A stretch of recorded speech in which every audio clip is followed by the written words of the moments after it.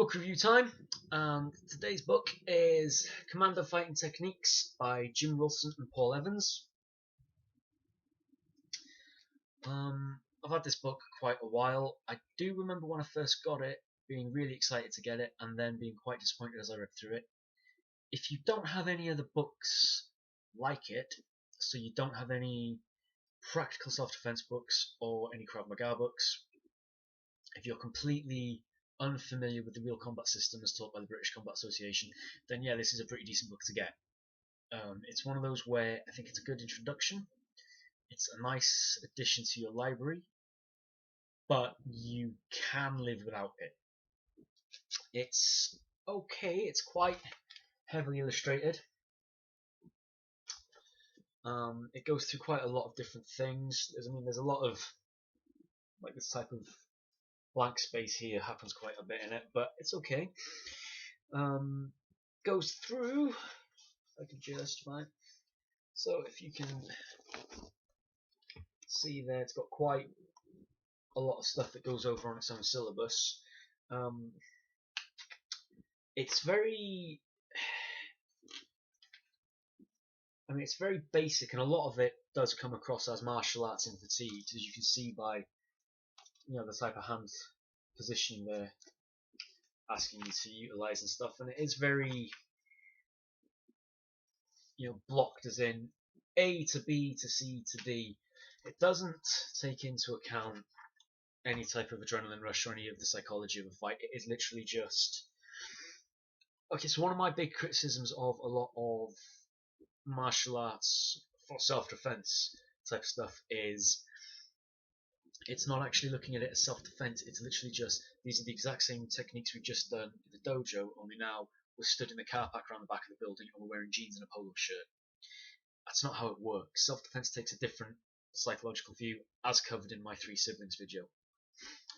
So there's a lot of stuff where,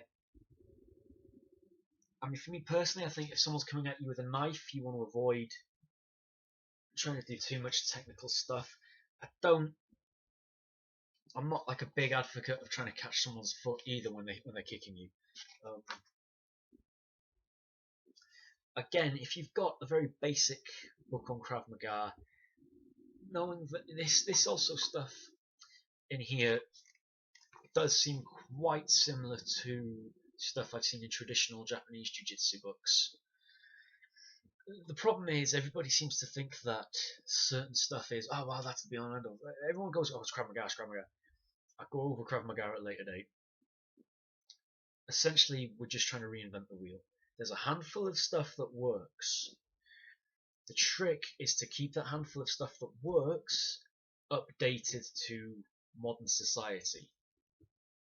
So if we take that the original martial arts came about because samurai on horseback were fighting each other, if we take that some of the original martial arts were developed by unarmed peasants defending against samurai on horseback invading,